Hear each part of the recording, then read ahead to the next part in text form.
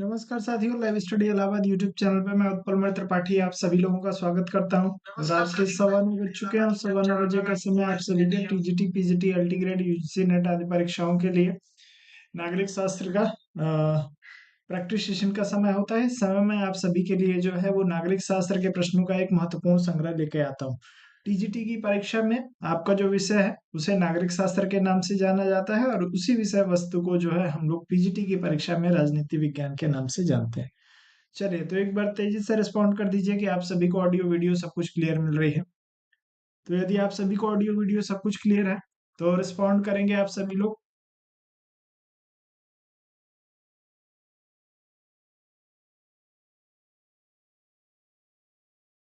चलिए भैया, राम बहादुर जी, रोहित जी, नेहा जी, अंसारी जी, वीरेंद्र कुमार जी, सभी लोगों को गुड इवनिंग, नमस्कार। आप सभी को ऑडियो वीडियो सब कुछ क्लियर मिल रही है? कोई समस्या तो नहीं है? बिल्कुल कहीं कोई समस्या नहीं होगी। उम्मीद है कि सब कुछ जो है वो एकदम क्लियर होगा। चलिए, तो बात करेंगे सबसे पहले हम लोग अपनी राजनीति विज्ञान की जो पुस्तक है उसके संदर्भ में। आप सभी को पता है कि राजनीति विज्ञान की एक पुस्तक आप सभी के लिए जो है वो लाइव स्टडी इलाहाबाद के प्लेटफॉर्म से जो है वो लॉन्च की गई है और यह पुस्तक आपके जो है वो चयन में महत्वपूर्ण भूमिका निभा सकती है। तो जो लोग भी राजनीति विज्ञान पढ़ रहे हैं, चाहे वो टीजीटी के एग्जाम की तैयारी कर रहे हैं या आप पीजीटी के एग्जाम की तैयारी कर रहे हैं, आपको आपके जो सिलेबस का सबसे महत्वपूर्ण हिस्सा है या जिसको लेके आप लोगों की सबसे बड़ी जो चिंता रहती है कि कथन कहाँ से मिलेंगे, जो है आपको पुस्तकों के नाम कहाँ से मिलेंगे, या जो राजनीतिक सिद्धांत पूछे जाते हैं वो सब एक जगह सिंपल भाषा में कहाँ पे मिलेगा। तो ये सारी चीजें आपको इस राजनीति शास्त्र की पुस्तक में जो है वो देखने को मिलेगी। राजनीति शास्त्र कॉन्सेप्ट बुक 1 के नाम से ये आप लोगों के लिए जो है वो उपलब्ध है। तो यदि आप लोग इस पुस्तक को खरीदना चाहते हैं तो आप लोग हमसे संपर्क कर सकते हैं। पहले बात करेंगे इस पुस्तक में क्या-क्या है। तो इसमें वो आपके सभी राजनीतिक सिद्धांत और वाद हैं जो आपके सिलेबस में TGT, PGT, LT grade, UGC net आदि में जो है वो दिए गए हैं। प्रत्येक सिद्धांत और वाद के साथ उसके पक्ष और विपक्ष से संबंधित, यानी उसके समर्थन में और उसके विरोध में जो कथन प्रयोग किए गए हैं राजनीतिक चिंतकों के द्वारा, उसका उल्लेख आपको जो है वो हर टॉपिक के साथ मिलेगा। प्रत्येक सिद्धांत और वाद से संबंधित जो भी पुस्तकें आपको जो है वहां पे देखने को मिलेंगी। साथ में पुस्तकों का परिचय, सिर्फ पुस्तकों का नाम ही नहीं, पुस्तकों का परिचय भी आपको देखने को मिलेगा कि पुस्तक की विषय वस्तु क्या है। साथ में प्रत्येक सिद्धांत और वाद से संबंधित जो विचारक हैं उन विचारकों का भी परिचय वहीं पे, जहां पे ये विचारक आएंगे, जिस चैप्टर में जिस टॉपिक में आएंगे वहीं पे आप लोगों को जो है इनका परिचय भी देखने को मिल जाएगा कि आपको विचारकों के बारे में भी पता रहे कि किसका जन्म किन परिस्थितियों में कहाँ पर हुआ, किस तरीके से इन्होंने कार्य किया, थोड़ा बहुत आपको जानकारी रहनी चाहिए।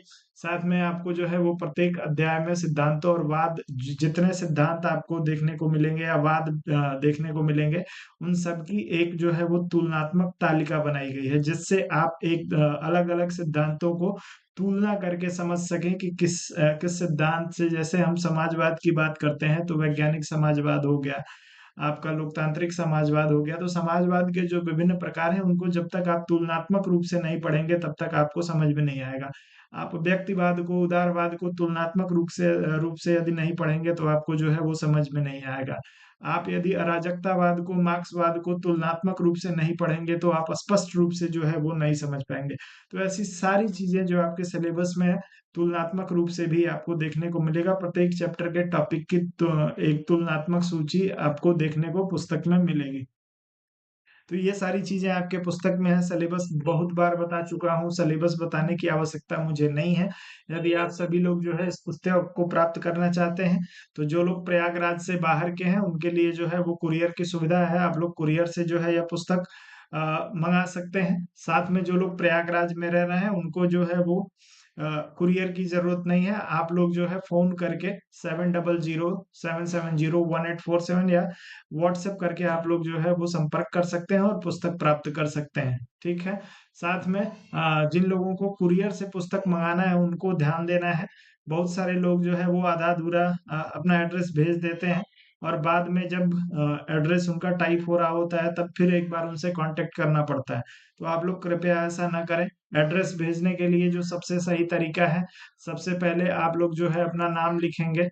आपका नाम होना चाहिए, आपका नाम के नीचे आपका एड्रेस होना चाहिए, इसमें आपके मकान नंबर सहित, या गांव का नाम है तो गांव का नाम होना चाहिए, आपके जो है वो पोस्ट का नाम होना चाहिए, आपके पिन कोड, मोबाइल नंबर, सारी चीजें जो आपके एड्रेस में होती हैं, एड्रेस की सभी मूलभूत चीजों का आपको जो है वो लिख के टाइप करके भेजना है, हाथ से लिख के नहीं भेजना है। व्हाट्सएप पे टाइप करके आप लोग अपना डिटेल में सारा पूरा एड्रेस, जिस पे आप लोग जो है कुरियर मंगाते हैं, वो एड्रेस आप लोग सेंड कर देंगे। जैसे ही आप लोग एड्रेस सेंड करेंगे, वैसे ही आपके पास एक क्यूआर कोड जाएगा। उस क्यूआर कोड पे आप लोग पेमेंट करेंगे। पेमेंट करने के 10 दिन के अंदर पुस्तक आपके घर पे पहुंच जाएगी, या अधिकतम समय है 10 दिन का।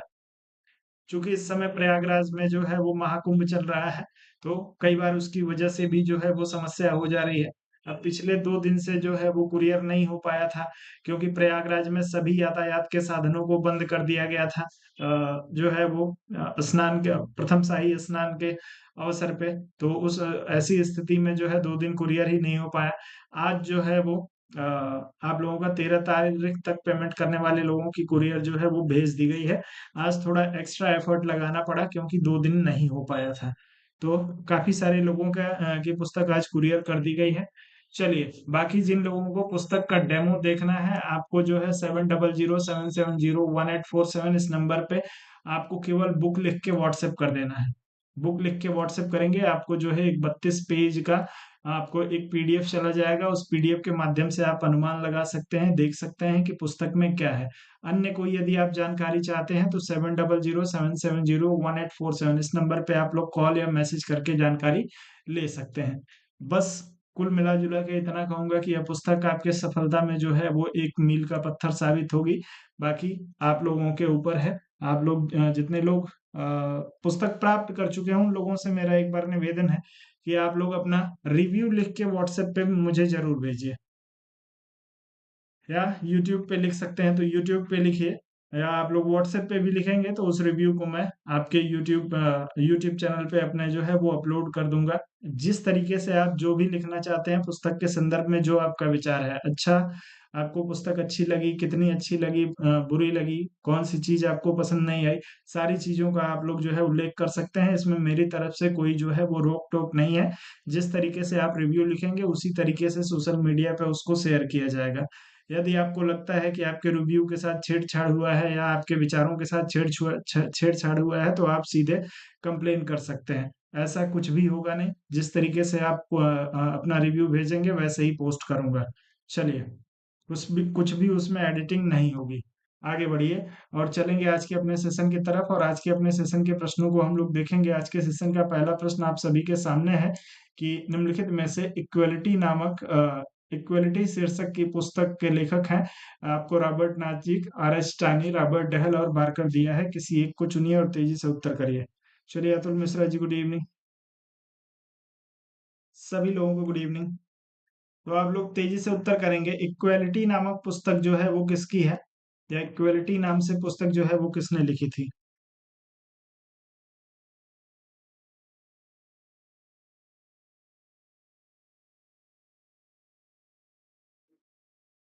चलिए, बहुत ही बढ़िया। आप सभी का उत्तर जो है वो आर एस टानी के लिए आ रहा है। तो आप सभी लोग इसमें यदि आर एस टानी की बात कर रहे हैं, तो आपका उत्तर यहाँ पे बिल्कुल सही हो जाएगा। आर एस टानी को जो है वो एक आर्थिक इतिहासकार कहा जाता है। ध्यान रखेंगे, इनकी जो उपाधि है वह आर्थिक इतिहासकार की है। इतिहासकार की। इनके द्वारा जो है कुछ महत्वपूर्ण पुस्तकें लिखी गई, जिसमें religion and the rise of capitalism है। दूसरी इनकी पुस्तक का नाम है द एग्जीक्यूटिव सोसाइटी। और तीसरी इनकी पुस्तक है हिस्ट्री एंड सोसाइटी। और एक महत्वपूर्ण पुस्तक ऑलरेडी आप लोगों से पूछी गई है, इक्वलिटी। ये 4 पुस्तकें हैं जो आप लोगों से पूछी जाती हैं आर एस टानी की। तो आप लोग आर एस टानी की इन चारों पुस्तकों का नाम आप लोग जो है वो जरूर ध्यान में रखेंगे। Equality, religion and the rise of capitalism, the executive society, history and society. तो ये सारी पुस्तकें आप लोगों को ध्यान में रखनी है। चलिए, सभी लोगों को गुड इवनिंग। सपना जी, टारगेट जी, सभी लोगों को गुड इवनिंग। अगला प्रश्न देखेंगे। अगला दिया है कि यदि किसी व्यक्ति को आवागमन की स्वतंत्रता नहीं प्राप्त है तो उसे निम्नलिखित में से किस स्वतंत्रता से वंचित किया जा रहा है? यदि किसी व्यक्ति को आवागमन कहीं आने जाने से रोका जा रहा है तो उसके किस स्वतंत्रता का हनन हो रहा है? आप लोग तेजी से कमेंट करेंगे। नागरिक स्वतंत्रता, प्राकृतिक स्वतंत्रता, राजनीतिक स्वतंत्रता या राष्ट्रीय स्वतंत्रता। चार में से किसी एक विकल्प का चुनाव कर लीजिए। उत्तर तेजी से करिएगा। एक बार सभी लोगों से निवेदन है कि वीडियो को आप लोग शेयर करिए। थोड़ा सा आप लोग जो है वो वीडियो को शेयर करने पे अपना जो आपका जो योगदान है वो आप लोग बढ़ाने का प्रयास करें। वीडियो को लाइक और शेयर करने में बहुत आप लोग कंजूसी करते हैं। यदि आपको कुछ कमी लग रही है, यदि आपको लगता है कि कुछ और सुधार की आवश्यकता है, तो वो भी मैं आप लोगों से बार-बार कहता हूँ, आप लोग अपना सजेशन मुझे भेज सकते हैं निसंकोच। आप लोग लाइव लिख सकते हैं, मुझे व्हाट्सएप करके बता सकते हैं कि सर ये सुधार करिए। चलें। यदि किसी व्यक्ति के आवागमन को स्वतंत्रता प्राप्त नहीं है तो उसे निम्नलिखित में से किस अधिकार से वंचित किया जा रहा है? तो व्यक्ति की जो आवागमन की स्वतंत्रता है यानी भ्रमण की जो स्वतंत्रता है, एक स्थान से दूसरे स्थान पर जाने की जो स्वतंत्रता है, वह उसकी व्यक्तिगत स्वतंत्रता के अंतर्गत आता है और किसी व्यक्ति की स्वतंत्रता राज्य के अंतर्गत जो है वो नागरिक स्वतंत्रता के नाम से जानी जाती है। उत्तर आप सभी का जो होगा इसमें ए विकल्प के लिए सही होगा, जो लोग ए विकल्प के साथ जाएंगे। अगला प्रश्न दिया है, किसने कहा नागरिक को कार्य करने का अधिकार है? नागरिकों को कार्य करने का अधिकार है, किसका विचार है? मील का, प्रूदो का, कार्ल मार्क्स का या हेराल्ड लास्की का? चारों में से किसी एक को चुनिए। नागरिकों को कार्य करने का अधिकार है, किसने कहा है?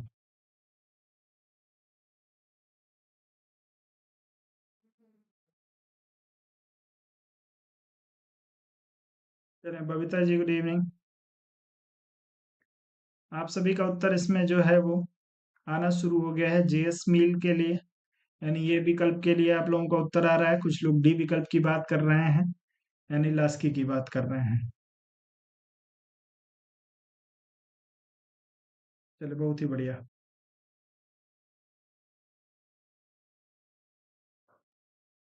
तो भैया इस प्रश्न में आप लोगों को कंफ्यूज होने की जरूरत नहीं है। सबसे पहले प्रश्न को समझ लीजिए, नागरिक को कार्य करने का अधिकार। तो भैया यह कार्य करने का अधिकार जो है क्यों आवश्यक है? कार्य करने का अधिकार चूंकि आपका कार्य जो है वह किससे जुड़ा हुआ है? आपकी आजीविका से।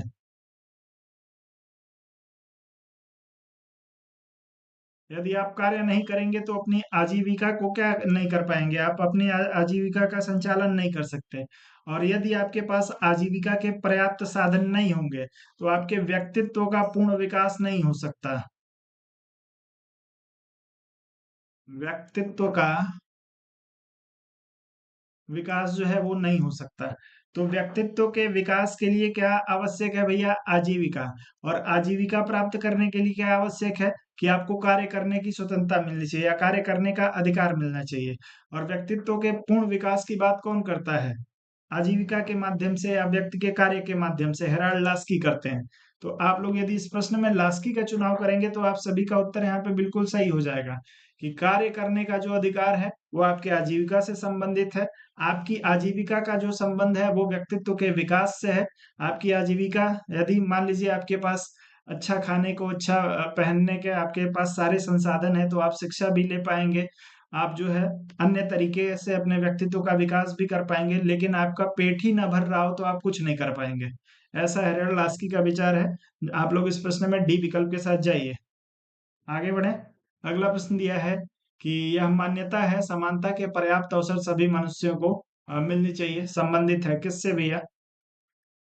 समानता के पर्याप्त अवसर सभी मनुष्यों को मिलने चाहिए, समानता के उदारवादी सिद्धांत से, समानता के वैधानिक सिद्धांत से, समानता के मार्क्सवादी सिद्धांत से, असमानता के नैसर्गिक सिद्धांत से? तेजी से उत्तर करेंगे।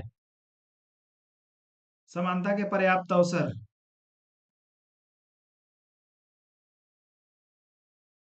चलेंगे।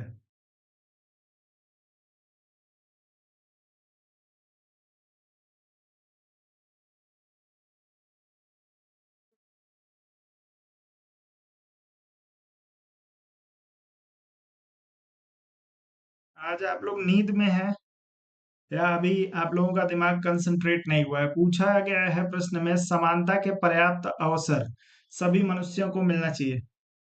समानता की वकालत कौन करता है सबसे पहले? यहाँ पे आपको सिर्फ समानता शब्द का प्रयोग किया गया है। और जब सिर्फ समानता शब्द का प्रयोग किया गया है तो आप सभी को ध्यान में रखना है कि उदारवादी जो है वो आपके समानता की बात करते हैं। आर्थिक समानता की यदि बात आती तो मार्क्सवादी जो है वो आर्थिक समानता की बात करते हैं। ठीक है। नैसर्गिक सिद्धांत जो है यह भी आपकी समानता की बात करता है। मैं ये बिल्कुल नहीं कह रहा कि आपका नैसर्गिक सिद्धांत जो है वो समानता की बात नहीं करता है। तो इस प्रश्न में जो लोग इसमें उदारवादी सिद्धांत के साथ जाएंगे, उदारवादी विचारक जो हैं वह मनुष्य में अवसर की समानता की बात करते हैं कि प्रत्येक मनुष्य को अपने व्यक्तित्व के विकास करने का समान अवसर मिलना चाहिए। अब ये यही जो आपके मार्क्सवादी विचारक हैं, ये कहते हैं कि प्रत्येक व्यक्ति को जो है वो समान आर्थिक लाभ मिलना चाहिए। हर व्यक्ति कार्य करे और उसको जो है वो जितना वो चाहे उतना वो अर्जित कर सके, ये मार्क्सवादी कहते हैं। उदारवादियों के सिद्धांत में थोड़ा सा अंतर है। उदारवादी ये कहते हैं कि प्रत्येक व्यक्ति को समानता का पर्याप्त अवसर मिलना चाहिए, और इस समानता के पर्याप्त अवसर से होगा क्या? व्यक्ति अपने जो है वो गुणों का विकास करेगा, और गुणों के विकास के आधार पे वह अर्जित करेगा। तो इसको ध्यान रखिएगा। समानता के उदारवादी सिद्धांत से यह संबंधित है कि समानता के पर्याप्त अवसर सभी मनुष्यों को मिलने चाहिए। आप लोग इस प्रश्न में ए विकल्प के साथ जाइए। अगला प्रश्न दिया है कि निम्नलिखित में से किस एक ने प्राकृतिक अधिकारों का समर्थन नहीं किया?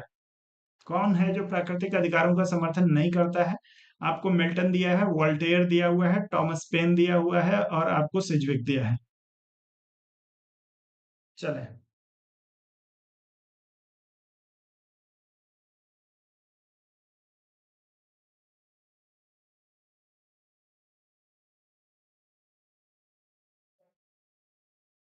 चले, बहुत बढ़िया।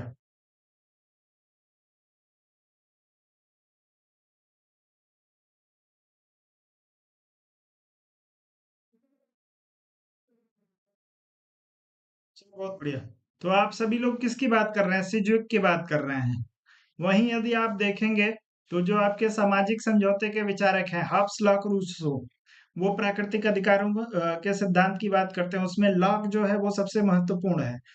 लॉक के साथ ही हब्स, लॉक, रूसो के साथ साथ जो है वो आपके मिल्टन महोदय, वोल्टेयर महोदय, थॉमस पेन महोदय, ये सभी जो है आपके प्राकृतिक अधिकारों के सिद्धांत के समर्थक हैं। सिज्विक महोदय जो है वो किस सिद्धांत के समर्थक हैं? कमेंट करके बताइए। अगला प्रश्न, प्राकृतिक अधिकारों का सिद्धांत एक बकवास है, किसने कहा था? तेजी से कमेंट करिएगा।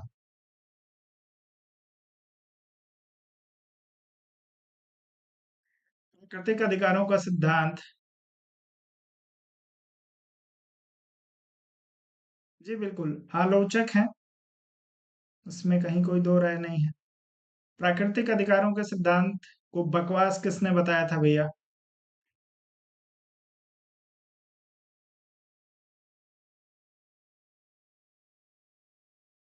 चले, तो जब प्राकृतिक अधिकारों को बकवास माना जाएगा, ठीक है, तो आप लोग ध्यान रखिएगा किस विचार को? उपयोगितावाद को।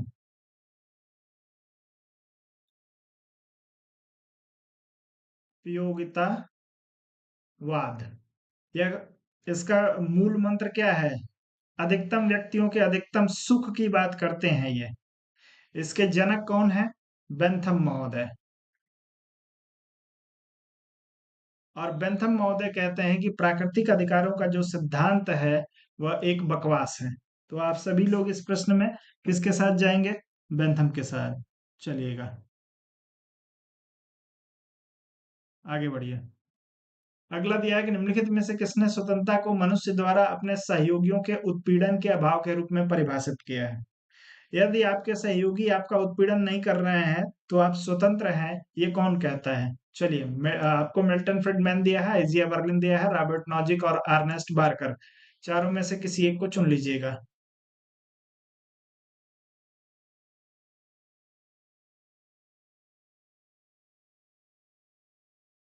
जी,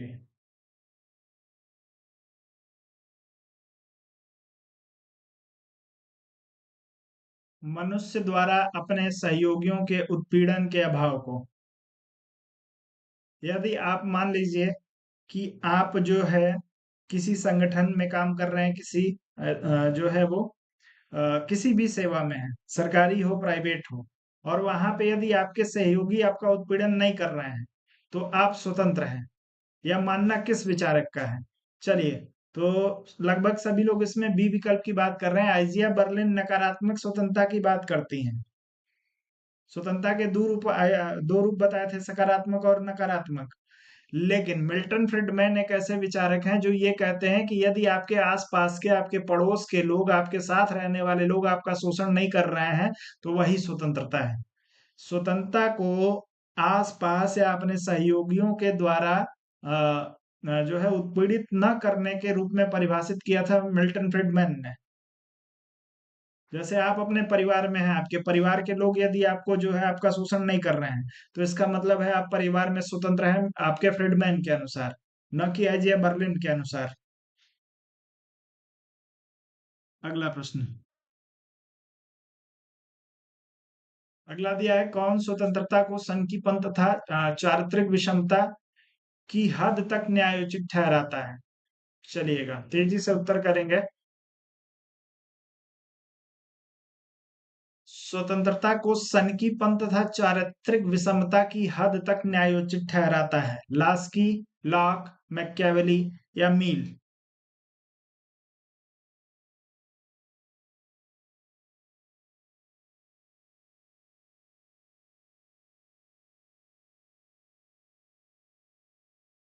चले, तो यदि आपने किताब पढ़ी हो तो आपको पता होगा कि जॉन स्टुअर्ट मिल के द्वारा जो है 10 व्यक्तियों का एक एग्जाम्पल दिया गया कि मान लीजिए कि 10 व्यक्ति हैं, इस 10 में से 9 व्यक्ति एकदम नॉर्मल है और एक व्यक्ति जो है थोड़ा सनकी है, उसके अंदर चारित्रिक विषमता है। इनका कहना है कि ये 9 व्यक्ति मिलकर जितना जो कार्य नहीं कर सकते, ऐसा हो सकता है कि ये 9 व्यक्ति मिलकर जितना योगदान नहीं दे सकते, या ये 9 व्यक्ति जितना मिलकर योगदान देंगे उतना यह व्यक्ति जो है अकेले दे सकता है। क्योंकि यह किसी भी चीज को सोचता है या किसी भी चीज पे जब विचार करता है तो वो उसके एकदम अल्टीमेट को सोचता है। खुराफाती टाइप के जो लोग होते हैं, आप अधिकतम देखेंगे तो जो खुराफाती टाइप के लोग हैं वो ज्यादा सफल हो जाते हैं। बहुत संयमित रहने वाले लोग जो है वो कम सफल होते हैं। जो खुराफाती हैं आप यूट्यूब पे देख लीजिए, जो इधर उधर की बकवास करने वाले जो है वो हैं, उनके चैनल पे आप चले जाइए, जहां आपको घंटे भर में जो है वो कुछ नहीं मिल रहा है। आधे आधे टाइम अपना प्रचार चल रहा है, कुछ 10-20 प्रश्नों को, 25 प्रश्नों को जो है वो कभी कभार रैंडम करवा दिया, लेकिन बातें जो है चिकनी चुपड़ी करते हैं। आपको ऐसी बातें जो है वो हंसी मजाक ज्यादा होगा, वहां पे संख्या ज्यादा रहेगी।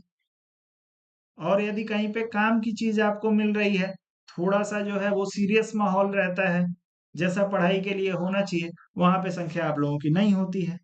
तो चलिए, संकीपन तथा चारित्रिक विषमता की हद तक जो है वो स्वतंत्रता को न्यायोचित ठहराया था मील महोदय ने। इनका मानना था कि 9 अच्छे व्यक्ति या 9 संयमित व्यक्ति जिस कार्य को नहीं कर सकते, एक सनकी व्यक्ति अकेले उस कार्य को कर सकता है। तो आपका उत्तर जो होगा इस प्रश्न में डी विकल्प के लिए सही होगा। आगे बढ़े, अगला प्रश्न दिया है कि खोखली स्वतंत्र तथा अमूर्त व्यक्ति का पैगंबर माना जाता है। आपको जेम्स मिल दिया है, टॉमस हिल ग्रीन दिया है, जॉन लॉक दिया है, उपयुक्त में से कोई नहीं। मेरे लिए सबसे बड़ी आश्चर्य की बात तो ये है कि जब मैंने बुक लॉन्च करी और बुक लेने वाले जो लोग हैं उसमें 75% लोगों का नाम मैं नहीं जानता हूं, या वो 75% अभी तक लगभग मैं जो है 1600 के आसपास किताबें जो है आप लोगों को प्रोवाइड करा चुका हूं। फर्स्ट लॉट में 1000 जो है वो पुस्तक प्रिंट हुई थी, वो जो है वो सेल आउट हो गई। सेकंड राउंड में जो बुक प्रिंट हुई थी उसमें से 600 के आसपास पुस्तक सेल आउट हो गई है। और इस 1600 लोगों में से मैं यदि देखूं तो गिन के 30 से आप 35 लोगों को जानता हूं जो नियमित रूप से क्लास में दिखाई देते हैं। बाकी लोगों को मैं बिल्कुल नहीं जानता, ये कहाँ से आ रहे हैं, कैसे आ रहे हैं, मुझे नहीं पता। मुझे उम्मीद भी नहीं थी। मैंने पहले राउंड जब 1000 पुस्तक छपवाया था तो मुझे लगा था कि इतनी तो पर्याप्त है, क्योंकि मुझे अपनी रीच पता है। कम से कम इतना तो आइडिया है कि कितने सारे लोग मुझे देख रहे हैं, उसमें से कितने सारे लोग ले रहे हैं, ले सकते हैं। तो मैंने 1000 का अनुमान लगाया था, लेकिन वो मेरा अनुमान जो है वो 10 दिन के अंदर ही टूट गया। तो ये ऐसे लोग कहाँ रहते हैं, कैसे आते हैं, कैसे चले जाते हैं, इनका कुछ भी आइडिया नहीं है। चलिए, खोखली स्वतंत्रता तथा अमूर्त व्यक्ति का पैगंबर किसको माना जाता है? आपको मील दिया है, टॉमस हिल ग्रीन दिया है, लॉक और उपयुक्त में से कोई नहीं। चलेंगे भैया, बहुत बढ़िया। तो जो लोग इस प्रश्न में जो है वो डी विकल्प की बात कर रहे हैं, उपयुक्त में से कोई नहीं, उन सभी का उत्तर जो हो जाएगा बिल्कुल सही हो जाएगा। किसका विचार है यह? खोखली स्वतंत्रता का पैगंबर। चलें, तो ध्यान रखिएगा, खोखली स्वतंत्रता का पैगंबर जो है वो बारकर महोदय को ध्यान रखिएगा। बारकर महोदय ने जो है वो कहा था, किसके संदर्भ में? बारकर ने कहा था आपके मील के संदर्भ में, कि मील जो है वो खोखली स्वतंत्रता के पैगंबर है। तो यह कथन किसका है? बारकर का है। ठीक, जेम्स मिल नहीं, जेएस मिल, जॉन स्टुअर्ट मिल। तो इनको ध्यान रखिएगा, ये इनके पिताजी हैं, जॉन स्टुअर्ट मिल के पिता है जी हैं जेएस मिल, माफ करिएगा, जेम्स मिल। और इनके पुत्र हैं जॉन स्टुअर्ट मिल। तो जॉन स्टुअर्ट मिल के संदर्भ में जो है बारकर कहते हैं कि जॉन स्टुअर्ट मिल खोखली स्वतंत्रता तथा अमूर्त व्यक्तित्व का पैगंबर है। आगे बढ़े। अगला प्रश्न दिया है, कौन सा एक सामाजिक अधिकार नहीं है, इसमें से आपको बताना है। शिक्षा का अधिकार, समानता का अधिकार, जीवन का अधिकार, या मत देने का अधिकार। चारों में से किसी एक को चुनिएगा। इसमें से कौन सा सामाजिक अधिकार नहीं है?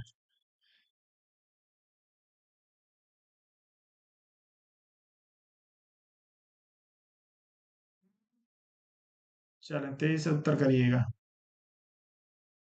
सी और डी विकल्प के लिए उत्तर आ रहा है आप सभी लोगों को।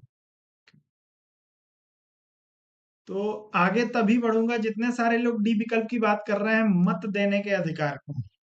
तो मत देने का जो अधिकार है, इसके संदर्भ में एक फैसला है सुप्रीम कोर्ट का, और उस फैसले के आधार पे, या आप मत देने के अधिकार को जो है वो किस श्रेणी में रखते हैं, किस तरीके का अधिकार है यह, कमेंट करके तेजी से आप लोग बताएंगे।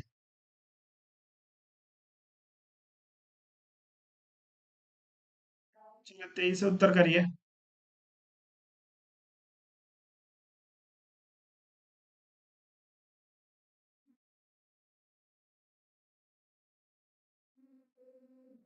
अतुल मिश्रा जी कह रहे हैं कि सर जी आपके बुक के साथ टीजीटी निकल जाएगा क्या?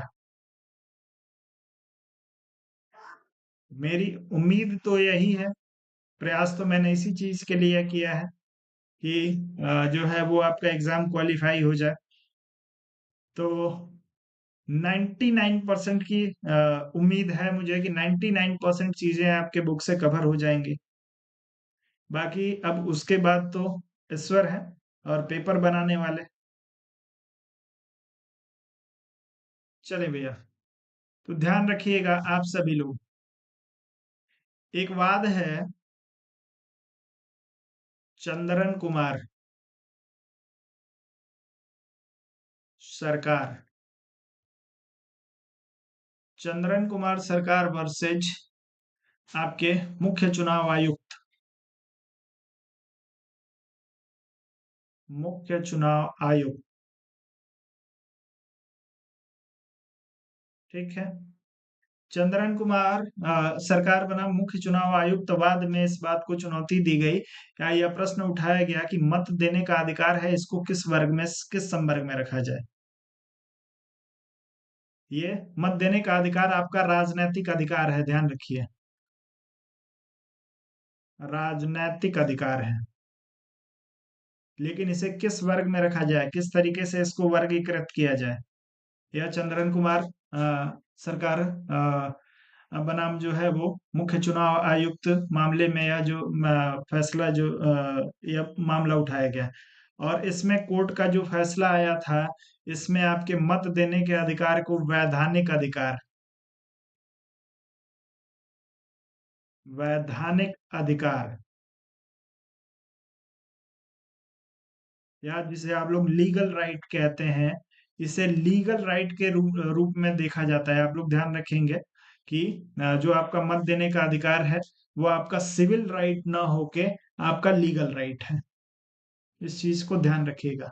यदि यहाँ से प्रश्न पूछा जाता है तो आपको कंफ्यूजन नहीं होना चाहिए कि आपका सिविल राइट है कि लीगल राइट है, या नागरिक यानी अर्थात नागरिक अधिकार है, या आपका जो है वैधानिक अधिकार है। यदि ये पूछा जाता है, राजनीतिक अधिकार तो मत देने का, इसमें तो कोई डाउट ही नहीं है, लेकिन इसको किस वर्ग में रखेंगे? राजनीतिक अधिकार को अपने जो है वैधानिक अधिकार में रखेंगे या नागरिक अधिकार में रखेंगे?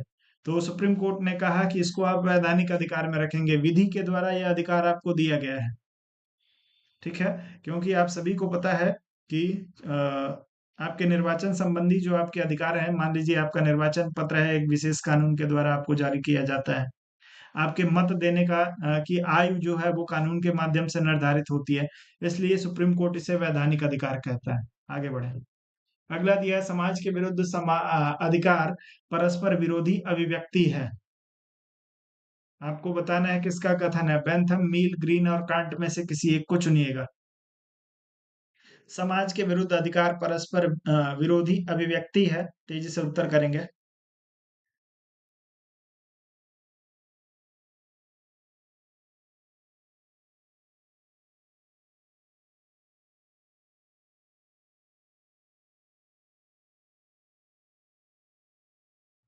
समाज के विरुद्ध अधिकार परस्पर विरोधी अभिव्यक्ति है। चले, बहुत बढ़िया। तो आप सभी का उत्तर इसमें आ रहा है, बी विकल्प की आप लोग बात कर रहे हैं। मैक्सिमम लोग मील की बात कर रहे हैं। समाज के विरुद्ध जो है अधिकार परस्पर विरोधी अभिव्यक्ति है, यह विचार है आपके टी एच ग्रीन का। ठीक है, ग्रीन महोदय कहते हैं कि जो है अधिकार जो है वो उसका अस्तित्व जो है वो समाज में ही संभव है, प्राकृतिक अवस्था में नहीं। इनके इसके संदर्भ में ये कहते हैं कि प्राकृतिक अवस्था में समाज जो है वो नहीं था, लेकिन अधिकार थे। तो समाज के विरुद्ध अधिकार जो है वो परस्पर विरोधी अभिव्यक्ति है। ये आपके ग्रीन का विचार है। आप सभी लोग इसमें ग्रीन के साथ जाइएगा। अधिकार जो है वो समाज में ही संभव है, राज्य में ही संभव है, इसके बाहर नहीं, ग्रीन ने कहा था। चले आगे तेजी से आप लोग बताएंगे। निस्संदेह समानता से निस्संदेह समानता में निश्चित रूप से समानीकरण प्रक्रिया का विचार निहित है। समानता का जो विचार है उसमें समानीकरण की प्रक्रिया का विचार है। कौन कहता है? लास्की, बार्कर, टानवी या आपके ब्रियाबेरी, चारों में से किसी एक को चुन लीजिए।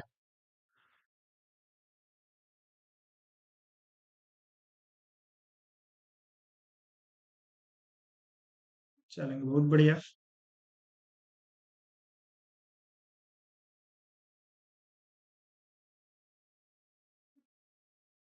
तो आप सभी को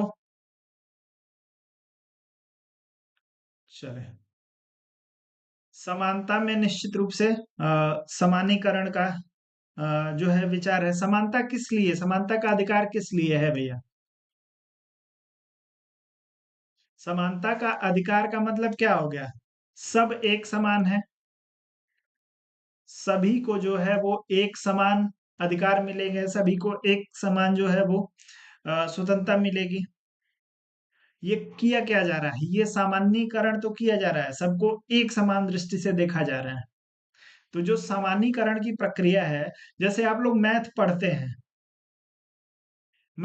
हैं, तो आप सभी को जो है वो पता है। मैथ मुझे बहुत ज्यादा तो नहीं आती है, बहुत थोड़ी बहुत आती है, लेकिन जो एक समान चर होते हैं, यदि आपने सेट पढ़ा हो, जिसे समुच्चय कहा जाता है, तो आप उस एक तरीके के जो है वो जो सेट हैं उनको आप बाहर निकाल लेते हैं, और जो विषम सेट रहते हैं उनको अंदर रख देते हैं, और उनको बराबर करने का प्रयास करते हैं। यही तो करते हैं मैथ में। वही जो है ये कहने का प्रयास कर रहे हैं कि समानता में निश्चित रूप से सामान्यीकरण की प्रक्रिया है। समानता का जो अधिकार है वो सभी को एक समान बनाने के लिए जो है वो आ, अस्तित्व में आया है।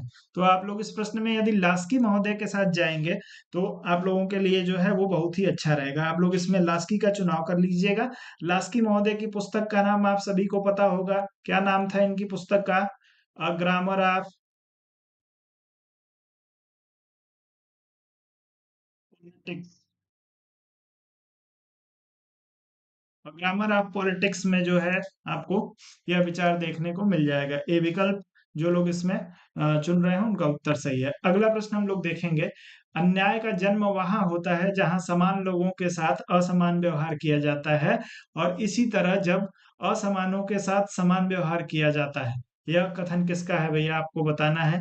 प्लेटो, अरस्तु, सिसरो और आपको सिनेका दिया है।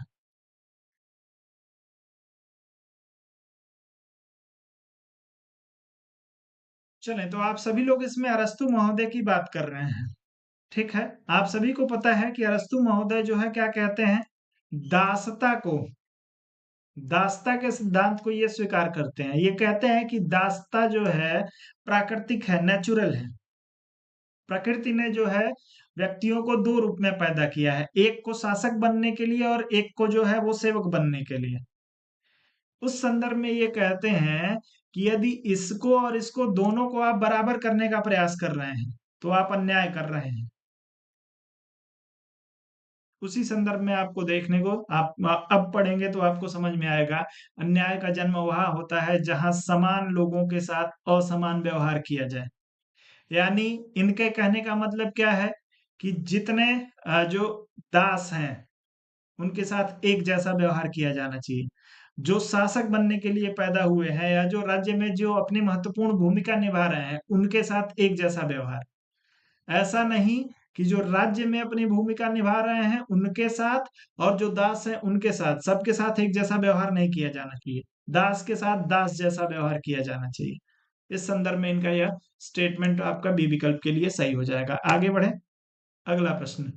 आ, एक टीचर भी, यदि आप देखेंगे खास करके दिल्ली में मुखर्जी नगर में जब आप चले जाएंगे तो मुखर्जी नगर के जो टीचर हैं, अधिकतम टीचर की मैं बात कर रहा हूँ, वो इसी सिद्धांत को फॉलो करते हैं। समान के साथ समान व्यवहार और असमान के साथ असमान व्यवहार। यदि उस टीचर को आपको लगता है कि ये बच्चा जो है वो सिलेक्शन पा सकता है तो उस पे टीचर का ध्यान ज्यादा रहता है। वो जो है वो टीचर को ज्यादा बच्चा अट्रैक्ट करता है। और जिन बच्चों को उनको लग जाता है कि ये सेलेक्ट नहीं होंगे उनकी तरफ वो ध्यान भी नहीं देते हैं। यदि वो कुछ प्रश्न भी पूछेंगे तो उनके प्रश्न को इग्नोर कर दिया जाता है। और जो बच्चे जिनको जिनसे उम्मीद है उनके लिए वो हर काम करने के लिए टीचर तैयार रहता है जिस चीज की उसको जरूरत है। और ये सिर्फ मुखर्जी नगर में नहीं, ये हर जगह लगभग जहां भी कम्पिटेटिव एग्जाम की तैयारी कराई जाती है वहां हर जगह ये चीज होती है। क्योंकि टीचर को क्या है, टीचर को दिखाना है कि हम जो है वो 500 लोगों को पढ़ा रहे हैं और इस 500 में जो है हमने 400 लोगों का सिलेक्शन करा दिया। उसको बैनर छपवाना है आपके नाम का, इसलिए वो आपके साथ मेहनत कर रहा है। तो टीचर फॉलोअर होता है आपके अरस्तु के इस विचार का। फिलहाल आते हैं, बिना कुछ समानता के स्वतंत्रता खोखली होगी और स्वतंत्रता के बिना समानता निरर्थक होगी। यह विचार किसका है भैया, तेजी से उत्तर करिएगा। चले, आसान सा है, ये आपके लास्की का ही विचार है। आप सभी लोग इस प्रश्न में जो है लास्की के साथ जाएंगे तो आप सभी का उत्तर यहाँ पे बिल्कुल सही हो जाएगा। चले, बहुत बढ़िया।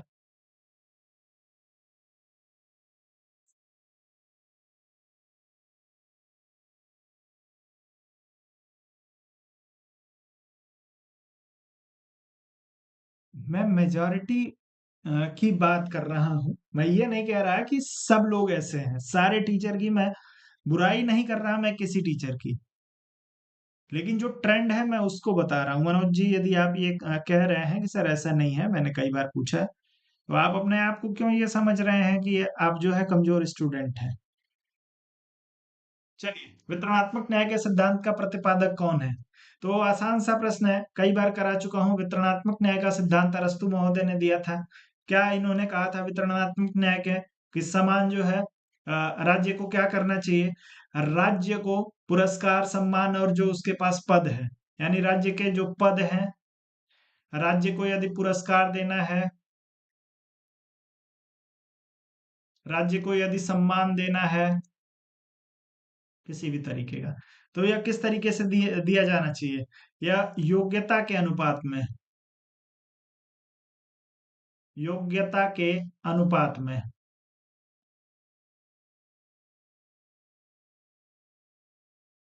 जी, तो आप सभी का उत्तर जो हो जाएगा इस प्रश्न में अरस्तु के लिए बिल्कुल सही होगा। अगला प्रश्न देखेंगे।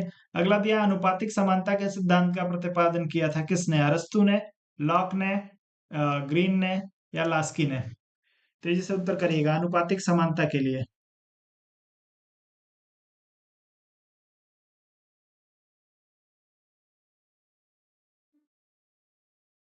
चलें तेजी से।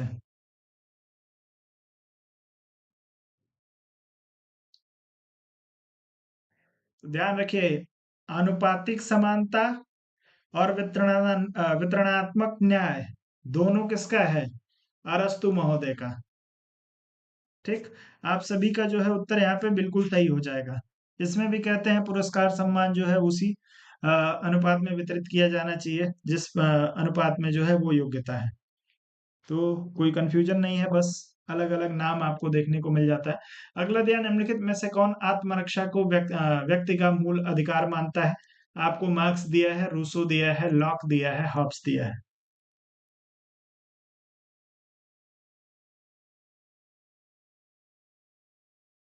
चले, तो आप सभी को पता है कि लेवियाथन के माध्यम से एक निरंकुश संप्रभु की जो है वो कल्पना की थी किसने? हॉब्स महोदय ने।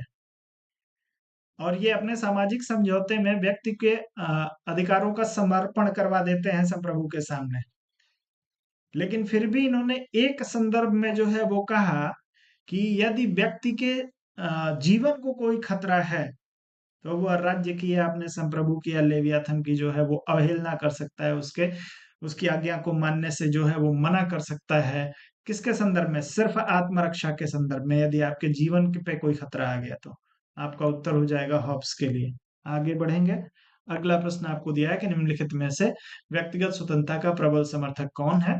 रूसो, मोंटेस्क्यू, मील और ग्रीन में से एक को चुनिए।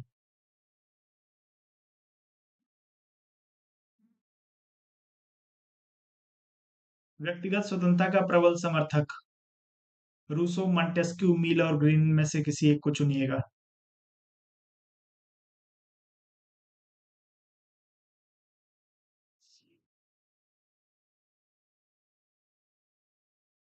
चले भैया, बहुत बढ़िया। तो आप सभी लोग जो है इस प्रश्न में किसकी बात कर रहे हैं? मील महोदय की बात कर रहे हैं। ठीक है, तो आपका उत्तर यहाँ पे बिल्कुल सही हो जाएगा।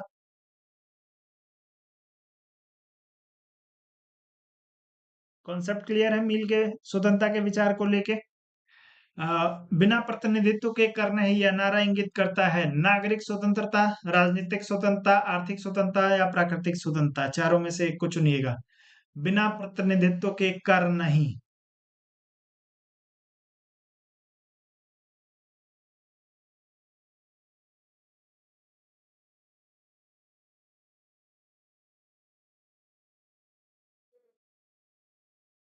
चलिए सपना जी, बहुत बढ़िया। चले, बिना प्रतिनिधित्व के कर नहीं। तो आप सभी को ध्यान होना चाहिए कि 1765 में यूनाइटेड स्टेट ऑफ अमेरिका के लोगों ने इंग्लैंड के खिलाफ, चूंकि इंग्लैंड का जो है वो आप सभी को पता है कि उपनिवेश बना रखा था दुनिया के अधिकतम देशों को, तो इंग्लैंड का गुलाम अमेरिका भी था।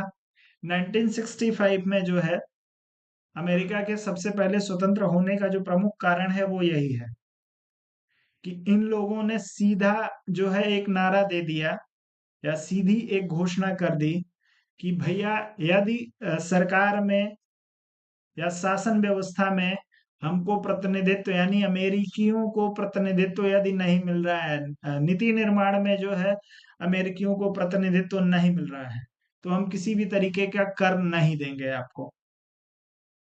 तो ये अमेरिकी जो स्वतंत्रता आंदोलन है उसका यह विचार है, और यह विचार आपके जो है वो राजनीतिक स्वतंत्रता से संबंध रखता है। तो जो लोग इस प्रश्न में बी विकल्प के साथ जाएंगे उनका उत्तर यहाँ पे बिल्कुल सही हो जाएगा। राजनीतिक स्वतंत्रता का विचार है कि आप राज्य के संदर्भ में जो अपना योगदान देना चाहते हैं उसको देने से कोई आपको ना रोके। आगे बढ़िए। अगला प्रश्न थोड़ा सा एडजस्टमेंट की जरूरत है, प्रश्न पूरा दिखाई नहीं दे रहा है, अब आपको दिखाई देगा। तो आप लोग प्रश्न को पढ़ेंगे, उत्तर करेंगे।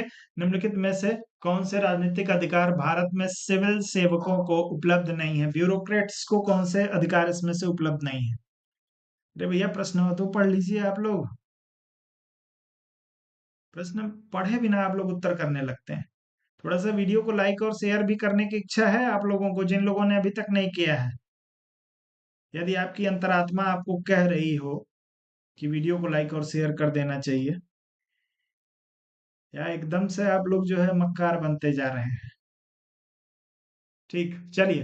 राजनीतिक विचार व्यक्त करना, राजनीतिक आंदोलन को समर्थन देना, राजनीतिक दलों को वित्तीय योगदान देना, राजनीतिक तथा राष्ट्रीय चुनावों में मतदान करना।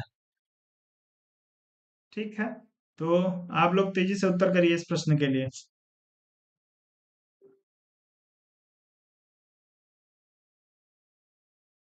चलिए भैया, तो ध्यान रखिए कि किसी भी राजनीतिक विचार को व्यक्त करने से जो है वो का अधिकार किसी भी सिविल सेवक को नहीं है।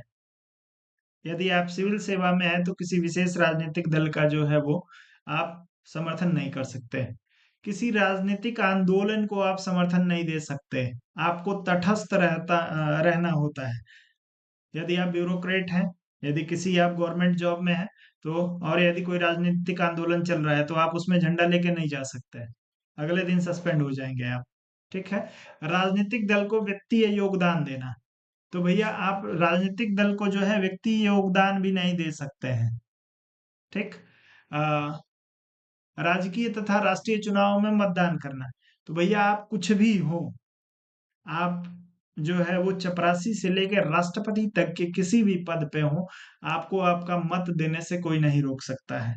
तो आपका एक और दो, एक दो तीन जो हो जाएगा, एक दो तीन, इन तीनों का प्रयोग आप नहीं कर सकते, लेकिन चार का कर सकते हैं। तो एक दो तीन किस में दिया है? सी विकल्प में दिया है।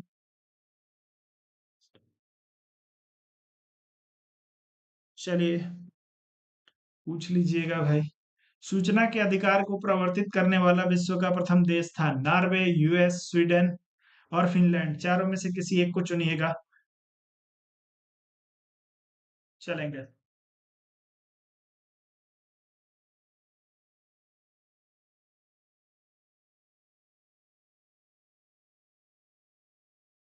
था सूचना के अधिकार को, तो ध्यान रखिए इसमें ये आसान सा प्रश्न है। स्वीडन के द्वारा ओम्बुड्समैन की अवधारणा या सूचना का अधिकार, यदि हम बात करते हैं यहाँ पे सूचना के अधिकार की बात कर रहे हैं ओम्बुड्समैन की, दिमाग कहीं से कहीं चला गया। तो स्वीडन में जो है वो सबसे पहले 1776 में, 76 कह रहा हूँ, 1766 में, 1766 में जो है वो स्वीडन ने अपने नागरिकों को क्या दिया था? सूचना का अधिकार दिया था। और वहीं यदि आपसे भारत पूछ लिया जाए तो आप लोग ध्यान रखिएगा कि भारत में वर्ष 2005 में जो है वो नागरिकों को सूचना का अधिकार मिला है। ठीक। तो आपका उत्तर इसमें सी विकल्प के लिए सही होगा। अगला दिया है मानव अधिकारों की दूसरी पीढ़ी में निम्नलिखित में से किस अधिकार को शामिल नहीं किया गया है? दूसरी पीढ़ी में किस अधिकार को नहीं शामिल किया गया? शिक्षा के अधिकार, स्वास्थ्य के अधिकार, उत्पीड़न और दासता से मुक्ति के अधिकार और आवास का अधिकार। चलें। चले भैया, बहुत बढ़िया।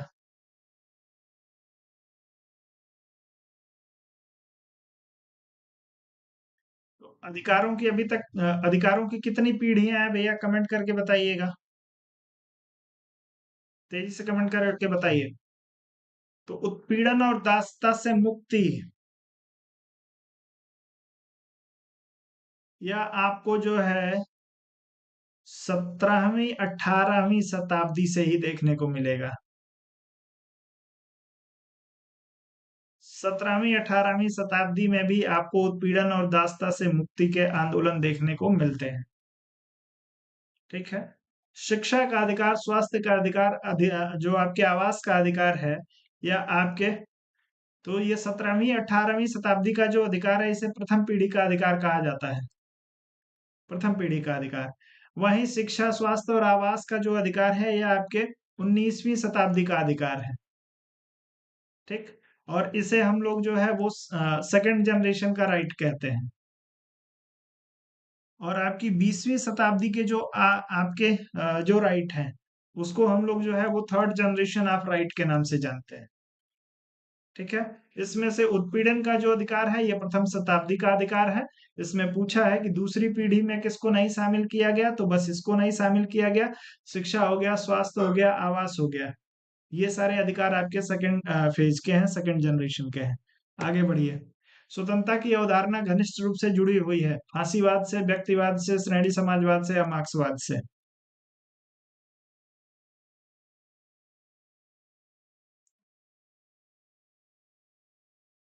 जी।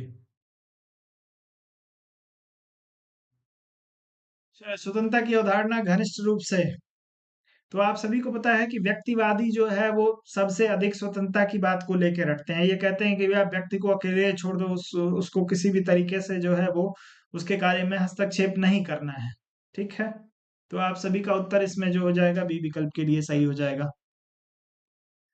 या किसने कहा कि यदि स्वतंत्रता और विधि में संघर्ष नहीं होगा तो स्वतंत्रता स्वयं अपने में संघर्ष करने लगेगी? टीएच ग्रीन, लास्की, बार्कर और ब्राइस में से किसी एक को चुनिए। तेजी से उत्तर करिएगा।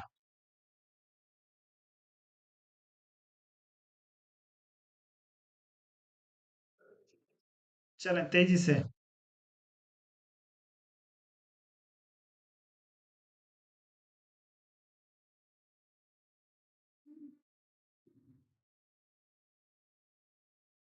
तो सबका जो है वो आंसर आ रहा है। जो लोग इसमें बारकर महोदय की बात कर रहे हैं, यदि स्वतंत्रता और विधि में संघर्ष नहीं होगा तो स्वतंत्रता स्वयं अपने में जो है वो संघर्ष करने लगेगी।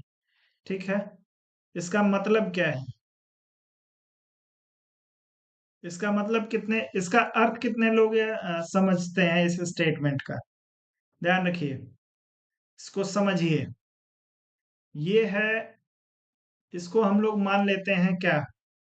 इसको मान लेते हैं हम लोग कानून,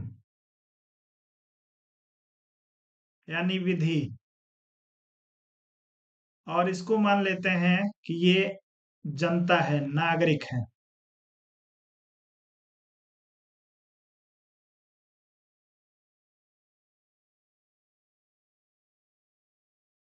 समझ लीजिए एक बार, हमसे भी एक बार समझ लीजिए, बाकी आपने अपने हिसाब से समझा होगा। इसमें कहा गया कि यदि स्वतंत्रता और विधि में संघर्ष नहीं होगा तो स्वतंत्रता जो है स्वयं में संघर्ष करने लगेगी। इसका सीधा सा मतलब यह है कि ये कानून क्या करता है? कानून प्रत्येक व्यक्ति को कुछ ना कुछ कहीं पे नियंत्रित करता है, कहीं पे उसको स्वतंत्र छोड़ता है। जहां पे नियंत्रित करने का प्रयास करता है कि आप ये नहीं कर सकते, वहां स्वतंत्रता और विधि में संघर्ष हो रहा है। यदि आपको कहा जा रहा है कि, जैसे मान लीजिए कि आपका कोई व्यवसाय है, मार्केट में आपको कह दिया गया कि भैया 9 बजे के बाद आपकी 9 PM के बाद आपकी दुकान नहीं खुलनी चाहिए। भाई आप तो स्वतंत्र हैं, किसी भी तरीके से जो है वो आपको रोका नहीं जा सकता है। आपकी स्वतंत्रता का ये हनन हो सकता है कि भैया हम, हमारा मन है 12 बजे तक दुकान खोलने का, लेकिन हमको 9 बजे बंद कराया जा रहा है। कानून कुछ चीजों को देख के, कानून व्यवस्था को देख के, सामाजिक परिस्थितियों को देख के आधार पे जो है कुछ नियम बनाए जाते हैं। तो आपको 9 बजे यदि दुकान बंद करने के लिए कहा जा रहा है, तो कानून का और जो है स्वतंत्रता का संघर्ष हो रहा है।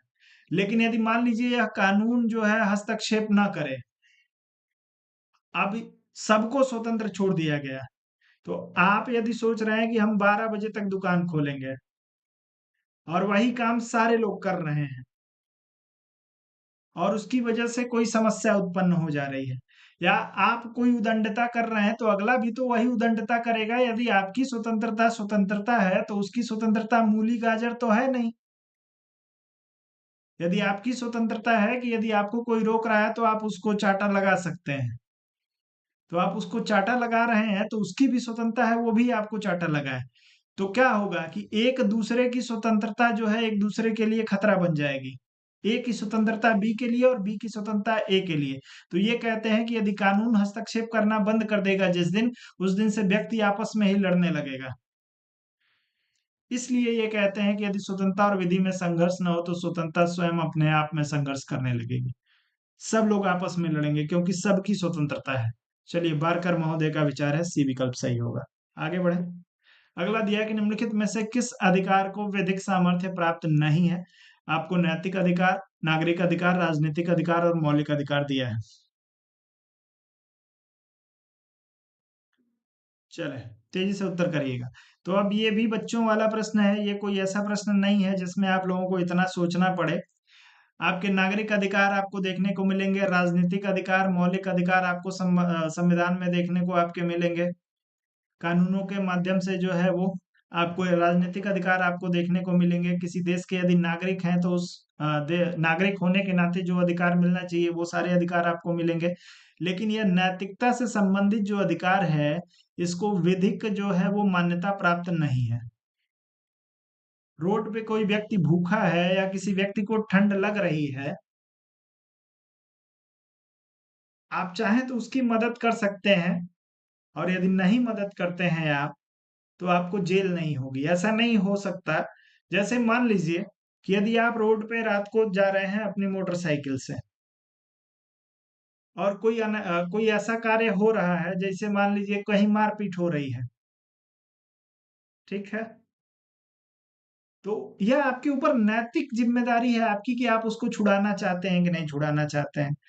ठंड का समय है, कोई व्यक्ति जो है वो ठंड से कांप रहा है, यह आपकी नैतिक जिम्मेदारी है कि आप उसकी मदद करें। उसके लिए यदि आप कर सकते हैं तो कंबल की व्यवस्था कर दें, आप कर सकते हैं तो आग की व्यवस्था कर दें, ये नैतिक है।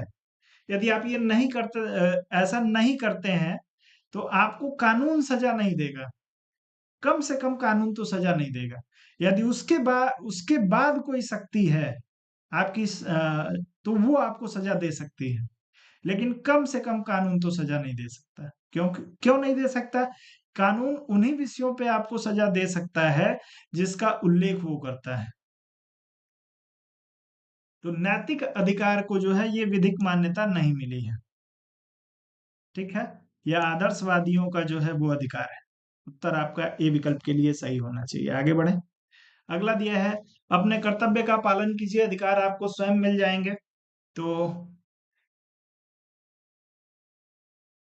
जी, बिल्कुल, लाइक करना आपकी नैतिकता का विषय है कि यदि आप लोगों को, मैं कुछ देने का प्रयास कर रहा हूँ, और आपका, यदि आप नैतिक रूप से सोचेंगे तो आपको भी मुझे कुछ देने का प्रयास, कुछ देने का जो है एफर्ट लगाना चाहिए। यह एक नैतिक बात है। तो यदि आपके अंदर नैतिकता थोड़ी भी बची होगी तो आप लोग वीडियो को लाइक और शेयर कर देंगे। चले, तो बेसिकली ये जो स्टेटमेंट है, यह स्टेटमेंट है इनकी माता जी का।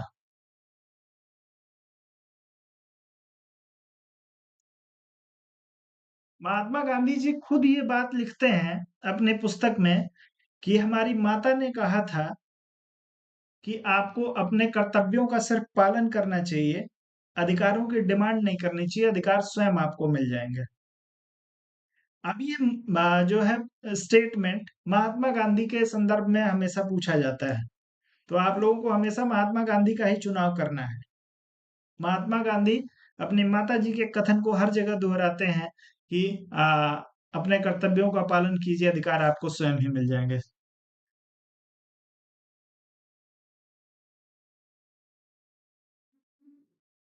चले, आगे बढ़े। अगला दिया है कि निम्नलिखित में से कौन इस विचार से सहमत है, स्वतंत्रता अतिशासन का विरोधी है। अरे आईआर के प्रश्न करा तो दूं, होने भी तो चाहिए आईआर वाले लोग। अभी टीजीटी वाले, टीजीटी पीजीटी वाले जो बेसिक प्रश्न है उनके उनको पढ़ने वाले लोगों की तो ये स्थिति है। आप लोग लोगों को ले आइए, मैं पढ़ाने के लिए तो मैं तैयार हूँ। आईआर का और पब्लिक एडमिनिस्ट्रेशन का अलग से एक बैच चला दूंगा आप लोगों के लिए, लेकिन संख्या तो हो आप लोगों की। चलिए, स्वतंत्रता अतिशासन का विरोधी है, आपको दिया है लास्की, पापर, बारकर और सीले। चारों में से किसी एक को चुन लीजिएगा।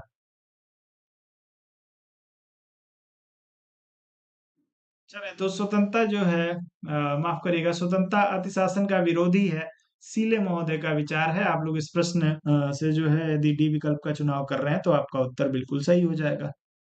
अगला प्रश्न दिया है कि निम्नलिखित में से कौन सा व्यक्तिगत स्वतंत्रता के लिए गलत है। चलिए, व्यक्ति व्यक्ति स्वतंत्रता के लिए, चलिए, सभी प्रतिबंधों का अभाव, कुछ खास प्रकार के प्रतिबंधों का लागू होना, कानून का शासन, सामाजिक व्यवहार के परिचालन के लिए कानून का क्रियान्वयन किया होना चाहिए। चलिए, व्यक्तिगत स्वतंत्रता के लिए कौन सा गलत है, बस बता दीजिए इसमें से।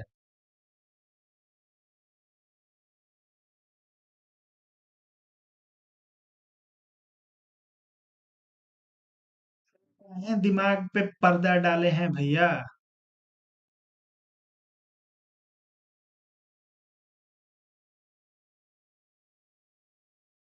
व्यक्तिगत स्वतंत्रता का मतलब ये नहीं होता है।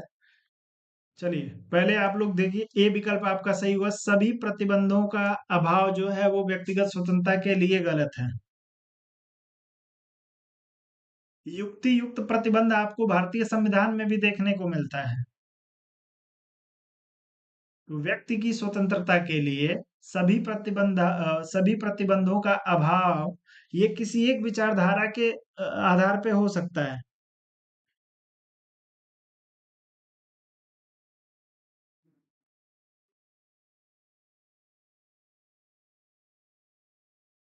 जी, प्रयास तो कर रहा हूँ कि आप लोगों के लिए आईआर, चूंकि आईआर एक करंट का सब्जेक्ट है, तो अभी तो मैं काम कर रहा हूँ पॉलिटिकल थिंकर्स पे। पॉलिटिकल थिंकर्स पे काम कंप्लीट होने के बाद से मेरा जो टास्क है वो आईआर का ही है, कि आप लोगों को करंट के मैटर उपलब्ध करा सकूं। चलिए, संरक्षणात्मक भेदभाव का विचार संबंधित है स्वतंत्रता के विचार से, समानता के विचार से, न्याय के विचार से, या इनमें से कोई नहीं। चारों में से किसी एक को चुनिएगा।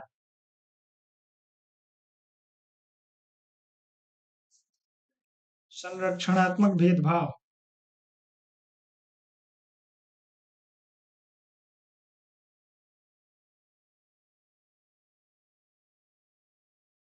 चलिए, तो भारतीय संविधान को यदि आप पढ़ेंगे तो अनुच्छेद 14 को आप पढ़ेंगे तो इसमें जो है वो समानता की बात की गई है। लेकिन वहीं अलग अलग अनुच्छेदों में यदि आप देखेंगे तो अलग अलग लोगों के लिए, अलग अलग वर्गों के लिए भी बात की जाती है। तो वह जो भेदभाव किया जा रहा है, किसी को आरक्षण दिया जा रहा है, किसी के लिए सीट रिजर्व की जा रही है, वह भैया है संरक्षणात्मक भेदभाव।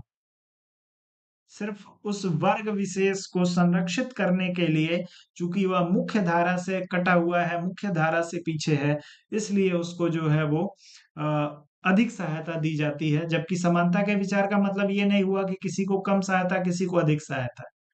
लेकिन जिसको हम लोग एक समाजवादी देश में रहते हैं, लोकतांत्रिक समाजवादी व्यवस्था को हम लोग अपनाते हैं, इसलिए यह आपके जो है वो संरचनात्मक भेदभाव का जो विचार है यह समानता के विचार से जुड़ा हुआ है।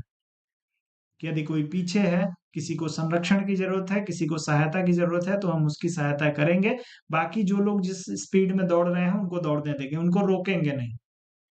लेकिन यदि एक दौड़ हो रही है, उसमें कोई व्यक्ति जो है वो, उसके पैर में चोट लग गई है, या वो जो है दौड़ने में सक्षम नहीं है, और आप चाहें कि सामान्य लोगों के साथ उसको दौड़ा दिया जाए, तो ऐसी रेस में आप देखेंगे कि यदि किसी को कोई समस्या है तो उसको थोड़ा आगे रख दिया जाएगा आपसे। अब दौड़ते रहिए आप, कम से कम वो आपके साथ तो पहुंचेगा। चलिए, बी विकल्प। निम्न में से किसने सकारात्मक स्वतंत्रता का प्रतिपादन किया था? सकारात्मक स्वतंत्रता के विचार का प्रतिपादक कौन है? आपका मार्क्स दिया है, बेंथम दिया है, ग्रीन दिया है और मील दिया है। तेजी से उत्तर करिएगा।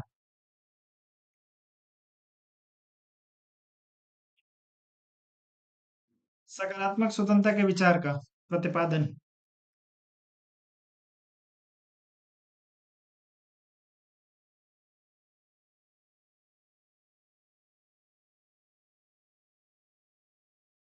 चले,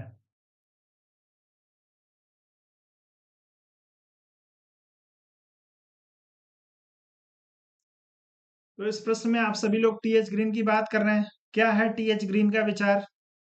ध्यान रखिए, दो प्रमुख विचारक हैं जो सकारात्मक स्वतंत्रता के सिद्धांत के प्रतिपादकों के रूप में अलग अलग जो है पूछे जाते हैं। कभी टीएच ग्रीन को पूछ लिया जाता है, कभी जो है बोसांके महोदय को पूछ लिया जाता है। ये दो विचारक हैं। ग्रीन महोदय की यदि हम लोग बात करते हैं, तो ग्रीन महोदय कहते हैं कि जो स्वतंत्रता है, क्या है सकारात्मक स्वतंत्रता, ये आप सभी को पता होगा, सबने पढ़ी होगी। ग्रीन महोदय का विचार भी आप लोगों को पता होना चाहिए। तो ये कहते हैं कि यह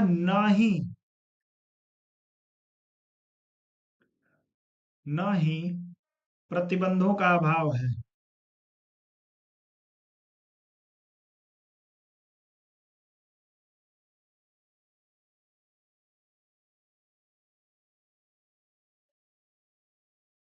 ना ही प्रतिबंधों का अभाव है और ना ही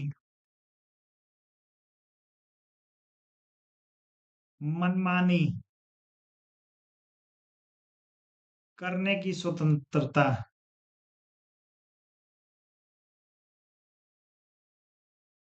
अब भैया, ना ही प्रतिबंधों का अभाव है और ना ही मनमानी करने की स्वतंत्रता है, तब क्या है? तो ये कहते हैं कि जो आपकी स्वतंत्रता है वह करने योग्य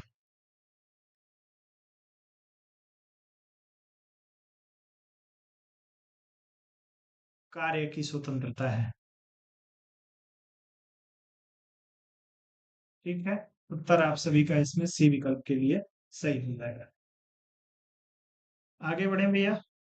अगला प्रश्न, समानता के प्रति आग्रह ने स्वतंत्रता की आशा को व्यर्थ बना दिया है, यह कथन किसका है? मील, बेंथम, लेनिन और एक्टन में से किसी एक को चुनिएगा।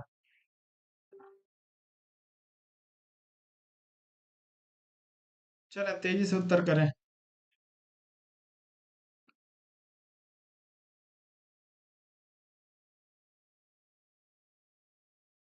तो आपने कितनी बार बता चुका हूं कि आपके स्वतंत्रता और समानता को,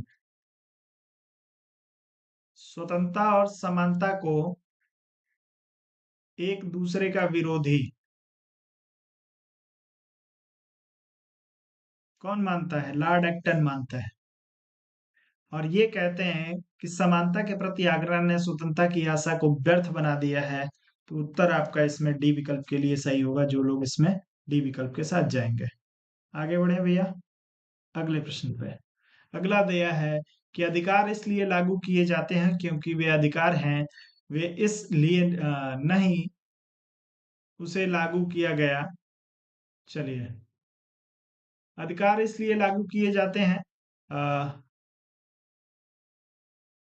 क्योंकि वे अधिकार हैं इसलिए नहीं उसे लागू किया जाता है। यह स्टेटमेंट किसका है? चलिए, आपको कानूनी सिद्धांत दिया, कई बार जब अज्यूम कर लेता हूं कि यही लिखा है तो समस्या आ जाती है। चलिए, कानूनी सिद्धांत से, नैसर्गिक सिद्धांत से, आदर्शवादी सिद्धांत से, या आपके ऐतिहासिक सिद्धांत से? तेजी से उत्तर करिएगा।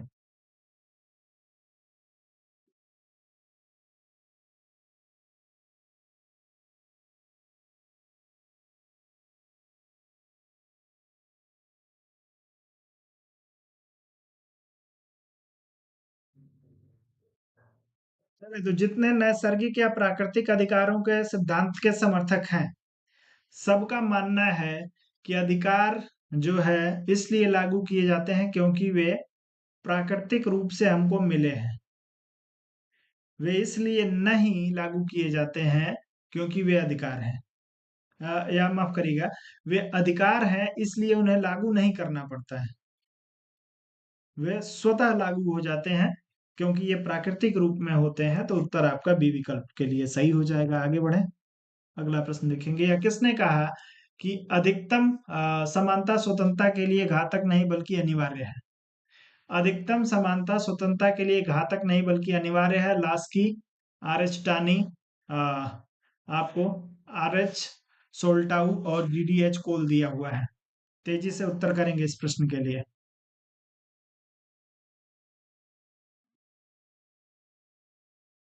चलें,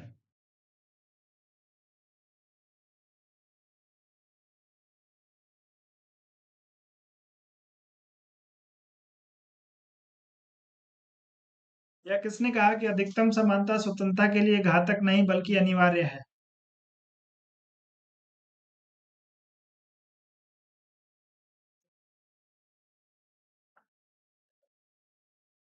बहुत बढ़िया।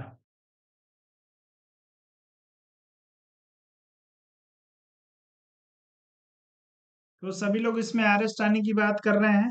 बहुत ही बढ़िया, सभी का उत्तर बिल्कुल सही हो जाएगा, कोई दिक्कत नहीं है। चलिए, स्वतंत्रता एक सकारात्मक वस्तु है, यह मात्र प्रतिबंधों का अभाव नहीं है। आपको लास्की, मैकाइवर, ग्रीन और बोधा दिया हुआ है, किसी एक को चुन लीजिएगा।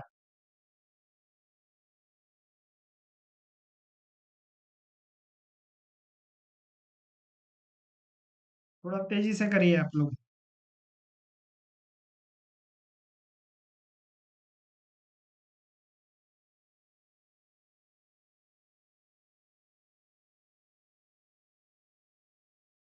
चले, तो जो लोग इस प्रश्न में ग्रीन की बात करेंगे उनका उत्तर सही हो जाएगा। स्वतंत्रता एक सकारात्मक वस्तु है, यह मात्र प्रतिबंधों का अभाव नहीं है। टी एच ग्रीन के जो है वो विचार को अभी मैंने आप लोगों को बताया है कि स्वतंत्रता जो है वो सकारात्मक स्वतंत्रता के प्रवर्तक माने जाते हैं। तो आप लोग इस प्रश्न में जो है सी विकल्प के साथ जाइए। अगला दिया, ईश्वर ने हमें जब जीवन दिया उसी समय हमें स्वतंत्रता भी दी, किसने कहा था? तेजी से उत्तर करिएगा। अरे, मैंने बताया तो था कि सकारात्मक स्वतंत्रता के लिए ग्रीन और बोसांके को जाना जाता है। तो कैसे आप लोग गलत कर सकते हैं? 2 ही मिनट बाद प्रश्न आप लोग गलत कर देते हैं। ईश्वर ने हमें जब जीवन दिया उसी समय हमें स्वतंत्रता दी। चलें, तो जो लोग इसमें जेफरसन महोदय की बात करेंगे उन सभी का उत्तर यहाँ पे बिल्कुल सही हो जाएगा। ये जेफरसन है कौन? ये कौन है? इनके बारे में कुछ भी पता है आप सभी को? जेफरसन के बारे में पता है? चले, बहुत बढ़िया। यूनाइटेड स्टेट ऑफ अमेरिका के, यूएसए के जो है प्रेसिडेंट रहे हैं। जी। इन्होंने कहा कि ईश्वर ने हमें जब जन्म दिया उसी समय हमें जो है वो स्वतंत्रता, यानी स्वतंत्रता जो है वो ईश्वर प्रदत्त है, इनका मानना है। फिलहाल के लिए जो है वो बस इतना ही। उम्मीद है आप सभी को जो है वो क्लास पसंद आ रही है। और जाते जाते आप सभी से निवेदन है कि आप लोग वीडियो को लाइक और शेयर करके आप लोग जाएंगे। जाते जाते एक बार फिर से आप सभी को बता देता हूँ कि जिन लोगों को भी पुस्तक लेनी है वो लोग आप लोग यथाशीघ्र ले लीजिए। और एक चीज और बता दूं कि हो सकता है कि 2-3 दिन के लिए आप लोगों की क्लास बंद हो। तो उसके लिए प्री रिकॉर्डेड क्लास मैं आप लोगों को उपलब्ध करा दूंगा। 2-3 दिन उपलब्ध नहीं रहूंगा। तो अभी यदि आप लोग पुस्तक लेने का सोच रहे हैं, अभी मन बना रहे हैं, तो आप लोग यथाशीघ्र ले लीजिए। नहीं तो फिर डिले होगा और आप लोग एग्जाम जब नजदीक आ जाएगा और उस समय आप लोग पुस्तक को देखेंगे तो आप लोगों को अफसोस के सिवा आपके पास कुछ बचेगा नहीं। अभी आपके पास समय है। यदि आप पढ़ना चाहते हैं पुस्तक को, आप चाहते हैं कि आपके सारे जो है जितने राजनीतिक सिद्धांत, जितने वाद हैं, वो आपका कॉन्सेप्ट उस पे क्लियर हो जाए। आप चाहते हैं कि एक जगह सिस्टमेटिक तरीके से आपको सारे कथन और सारी पुस्तकें मिल जाए। आप चाहते हैं कि सारे विचारकों के बारे में हमको जानकारी मिल जाए एक जगह पे, आपको इधर-उधर किताबों को न पलटना पड़े, तो आप लोग जो है इस पुस्तक को ले लीजिए। यदि आप कंपैरेटिव तरीके से पढ़ना चाहते हैं, वादों के सिद्धांतों की तुलना करके पढ़ना चाहते हैं, तो आप लोग इस किताब को ले लीजिए। लेने के लिए कुछ नहीं करना है आपको, 7007701847 इस नंबर पे आपको जो है कांटेक्ट करना है, और बाकी सारी इंफॉर्मेशन आप लोगों को स्क्रीन पे दिखाई दे रही है।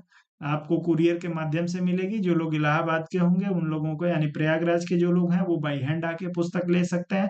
आपको यदि पुस्तक चाहिए तो आप लोग जो है वो इसी नंबर पे कांटेक्ट कर लीजिए। यदि पुस्तक का आप लोग डेमो देखना चाहते हैं तो आप लोग जो है इसी नंबर के व्हाट्सएप पे केवल बुक लिख के भेज दीजिए, आपको डेमो जो है वो भेज दी जाएगी।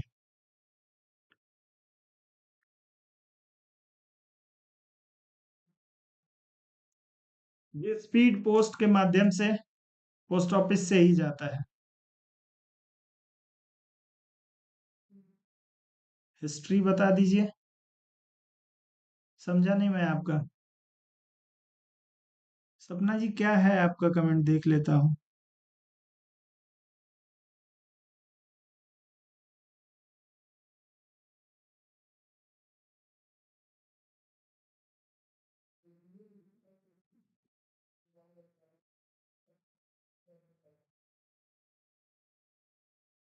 देखिए, दो चीजें बहुत ही घातक होती हैं सिलेक्शन के लिए, एक डर और एक ओवर कॉन्फिडेंस। इन दोनों चीजों से बचना चाहिए, खास करके कॉम्पिटिटिव एग्जाम में। और जब एग्जाम आपका ऑब्जेक्टिव टाइप का हो, उन विद्यार्थियों को तो इन दोनों से दूर रहना चाहिए। आपको डरने की भी जरूरत नहीं है, घबराने की भी जरूरत नहीं है, और आपको ओवर कॉन्फिडेंट भी नहीं। आपको करना क्या है, तरीका जानिए। मैं बार बार आप लोगों से कहता हूं, पढ़िए आप लोग। 2 घंटा, 4 घंटा, 6 घंटा, 8 घंटा, 10 घंटा, 12 घंटा, जितना आप पढ़ सकते हैं पढ़िए। पढ़ने के बाद बहुत सारे लोग कहते हैं कि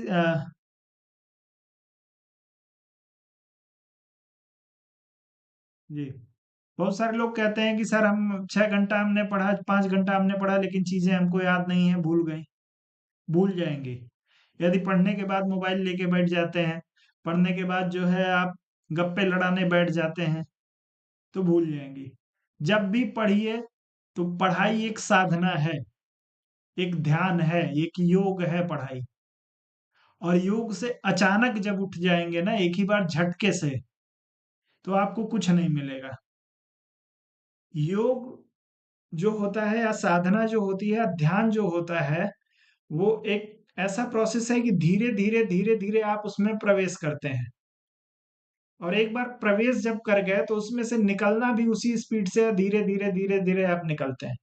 तो पढ़िए, अधिक से अधिक पढ़िए, किताबों को पढ़िए। जो किताब है आपके पास आप उसको पढ़िए। मैं ये नहीं कह रहा कि आप मेरी किताब को लेके पढ़िए। जो किताब आपको समझ में आ रही है वो किताब आप पढ़िए। जो आपके पास कंटेंट है आप उसको पढ़िए, बस वो आपके एग्जाम के पॉइंट ऑफ व्यू से जो है वो सही होना चाहिए। किताबों को पढ़िए, प्रैक्टिस करिए, अधिक से अधिक सवालों का प्रैक्टिस करिए। नियमित रूप से प्रैक्टिस करा रहा हूँ, हमारे साथ जुड़ के प्रैक्टिस करिए। इसके अलावा भी यदि आप प्रैक्टिस करना चाहती हैं तो आप मार्केट से क्वेश्चन पेपर खरीद के ले आइए। बहुत सारे प्रैक्टिस सेट मार्केट में अभी हालांकि कम अवेलेबल है, तो आप लोग मार्केट से प्रैक्टिस सेट उठा के ले आइए। और प्रैक्टिस सेट को मोबाइल का अलार्म लगा के, 2 घंटे का अलार्म लगा के प्रैक्टिस प्रैक्टिस सेट को एग्जामिनेशन के जैसे सॉल्व करिए। रजाई में बैठ के नहीं, टेबल चेयर पे बढ़िया से नहा धो के, जैसे एग्जाम देने जाते हैं वैसे ही नहाइए धोइए, जूता उता एकदम पहन के, वेल मेंटेन होके, जेंटलमैन बन के, ब्यूटीफुल विमेन विमेन या गर्ल्स बन के बैठिए, अच्छे से पढ़िए। फिर ना आपके मन में कोई नेगेटिव थॉट आएगा, ना आपको डर लगेगा। इन सारी चीजों से निकल जाएंगे। प्रेमचंद जी का प्रश्न है कि हिस्ट्री कैसे पढ़ें। कैसे पढ़ें का मतलब, सीमा जी आपकी किताब आ, यदि आज आपका पेमेंट आया है तो कल परसों आपकी पुस्तक जो है, मैं प्रयास करूंगा कि परसों आपकी पुस्तक यहाँ से पोस्ट हो जाए। और यहाँ से पोस्ट होगी तो तीसरे या चौथे दिन आपके यहाँ पहुंच जाएगी। 4 दिन लगता है सामान्यतः, चूंकि दूरी है। तो तीसरे या चौथे दिन आपको मिलेगी यहाँ से पोस्ट होने के बाद। प्रेमचंद जी का प्रश्न था हिस्ट्री कैसे पढ़ें। जैसे सारा सब्जेक्ट पढ़ते हैं वैसे हिस्ट्री भी पढ़िए, अच्छी किताबों को पढ़िए। और क्या मैं हिस्ट्री के बारे में आपको बता दूं। सर जी प्रैक्टिस सेट कहाँ मिलेंगे। सीमा जी आपके लिए थोड़ी समस्या है क्योंकि आप उत्तर प्रदेश से बाहर हैं। तो एक बार आप अमेजोन वगैरह पे जो है वो कोशिश कर सकती हैं। और मैं भी कोशिश करूंगा कि आप लोगों को एग्जाम से पहले कम से कम 10 कंप्लीट पेपर आप लोगों को एक बार कराऊंगा। तो वो पेपर आप लोगों का स्टैंडर्ड पेपर होगा। प्रैक्टिस आप लोगों की अच्छी हो जाएगी। चले भैया देखिए, अब हिस्ट्री समझ नहीं आती। हिस्ट्री में समझना, पहले हिस्ट्री को पढ़िए। तो आप लोगों की समस्या ये है ना, हिस्ट्री हिस्ट्री वाले मैक्सिमम लोगों की समस्या मैं बता दे रहा हूँ। आप लोग 2-4 चैप्टर या एक पार्ट पढ़ के आप लोगों को लगने लगता है कि हिस्ट्री समझ में नहीं आ रही है। हिस्ट्री ऐसे समझ में नहीं आती है। हिस्ट्री को उठाइए और हिस्ट्री का आद्योपांत पढ़िए, एंशियंट, मेडुअल, मॉडर्न, तीनों। सबसे पहले एनसीईआरटी उठा लीजिए क्लास। यदि बिल्कुल नहीं समझ में आ रही है तो 9th-10th की एनसीईआरटी उठाइए। 6th-7th की भी यदि आप पढ़ना चाहें तो पढ़ सकते हैं, बहुत समय नहीं लगता है। हफ्ते दिन में 6th-7th की 8th की एनसीईआरटी समाप्त हो जाती है। तो क्लास 6 एनसीईआरटी उठाइए। मेडुअल, एंशियंट, मेडुअल, मॉडर्न, तीनों को पढ़ते जाइए। 6 की पढ़िए, 7th की पढ़िए, 8th की पढ़िए, 9th की पढ़िए, 10th की पढ़िए, 12th की पढ़िए। इतना जब पढ़ लेंगे तो इसका मतलब ये होगा कि अभी आप एक राउंड हिस्ट्री पढ़ेंगे और उसके बाद एनसीईआरटी जब आपको एक राउंड आप पढ़ लेंगे तब थोड़ा बहुत आपको चीजें समझ में आने लगेंगी कि क्या क्यों कैसे हो रहा है। फिर दोबारा एक बार फिर पढ़िए हिस्ट्री को, कम से कम 3-4 रीडिंग जब हिस्ट्री की कंप्लीट एंशियंट, मेडुअल, मॉडर्न शुरू से अंत तक लगाएंगे उसके बाद जाके कुछ समझ में आएगा। सिविक्स और इकोनॉमिक्स है तो इकोनॉमिक्स के लिए आपके पास कंटेंट होगा या आप इकोनॉमिक्स वाले सर से बात कर सकती हैं। वो आपकी कुछ मदद कर पाएंगे। इकोनॉमिक्स में मैं तो आ, कुछ मदद नहीं कर सकता। अच्छा, आप प्रैक्टिस सेट के संदर्भ में पूछ रही हैं तो आपका यदि टीजीटी है या पीजीटी, जो भी है आपका, यदि पीजीटी है तो 2 सब्जेक्ट है तो आपका टीजीटी ही है। पीजीटी में एक ही सब्जेक्ट होता है। तो आप टीजीटी का जब प्रैक्टिस सेट खरीदेंगे तो एक ही प्रैक्टिस सेट में चारों सब्जेक्ट रहता है। आपका सिविक्स भी, हिस्ट्री भी, आपका सिविक्स हो गया, हिस्ट्री हो गया, इकोनॉमिक्स हो गया।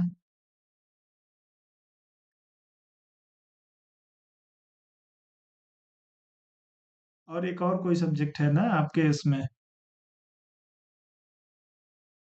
ज्योग्राफी, माफ करिए, सबसे मेन सब्जेक्ट भूल रहा हूँ। हिस्ट्री, सिविक्स, ज्योग्राफी और इकोनॉमिक्स, ये 4 सब्जेक्ट हैं। चारों आपको एक ही पुस्तक में मिल जाएंगे फिलहाल के लिए। और बाकी सभी लोगों से निवेदन है कि आप लोग वीडियो के डिस्क्रिप्शन बॉक्स में जाइए और वहां पे आपको व्हाट्सएप ग्रुप का लिंक मिलेगा। वहां पे व्हाट्सएप को खोल के फॉलो करिए। फेसबुक का लिंक मिलेगा, उसको जो है वो खोल के आप लोग फॉलो करिए। आप लोग जब तक जुड़ेंगे नहीं, कनेक्टिविटी आप लोगों की अच्छी नहीं है, क्योंकि मैं कोई भी मैसेज कन्वे करना होता है तो मुझे यूट्यूब के अलावा मेरे पास कोई साधन ही नहीं है। ये मैंने डेवलप ही नहीं किया शुरू से ही, लेकिन अब मुझे करना पड़ेगा क्योंकि महाकुंभ है और इस समय तमाम तरह की चुनौतियां हैं क्लास लेने के संदर्भ में। रोहित जी कह रहे हैं कि मेरा ज्योग्राफी और सिविक्स है। बहुत अच्छा सब्जेक्ट है, ज्योग्राफी है और सिविक्स है आपका। अच्छा रोहित जी, आपके लिए कोई समस्या नहीं है। ज्योग्राफी है और सिविक्स है, दोनों को पढ़िए दबा के। किताब उठाइए, किताब से पढ़िए, प्रैक्टिस सेट लगाइए, प्रैक्टिस करिए। बाकी हम ही हैं, जहाँ जो मदद हम कर सकते हैं हमसे भी आप लोग मदद ले सकते हैं। ठीक है, तो आप लोग फेसबुक पे और फेसबुक, ट्विटर और आपको जो है व्हाट्सएप का लिंक मिलेगा। तीनों को जाके आप लोग वहां से फॉलो करिए, क्योंकि कोई भी मैसेज कन्वे करने में मुझे बहुत समस्या आती है आप लोगों से। तो आप लोग वहां से जुड़ जाइए, फेसबुक से भी जुड़ जाइए, आप जो है ट्विटर से भी जुड़ जाइए। और आप लोग जो है, जो लोग ट्विटर पे हैं, फेसबुक पे तो लगभग सभी लोग हैं, तो आप लोग जुड़ जाएं एक बार। डिस्क्रिप्शन बॉक्स में आपको सबसे नीचे की तरफ जब जाएंगे तो आपको तीनों का लिंक मिल जाएगा। लिंक खोलेंगे, व्हाट्सएप पे आप फॉलो कर लीजिए। जो आपका फेसबुक है उस पे भी फॉलो या फ्रेंड रिक्वेस्ट जो भी ऑप्शन मिल रहा हो आपको, आप वो कर सकते हैं। ठीक है, फिलहाल के लिए अनुमति दीजिए आप लोग मुझे। और कोई प्रश्न तो आप लोगों के पास है नहीं। जाते जाते यदि वीडियो को लाइक सब्सक्राइब नहीं किया होगा, शेयर नहीं किया होगा, तो कर दीजिए।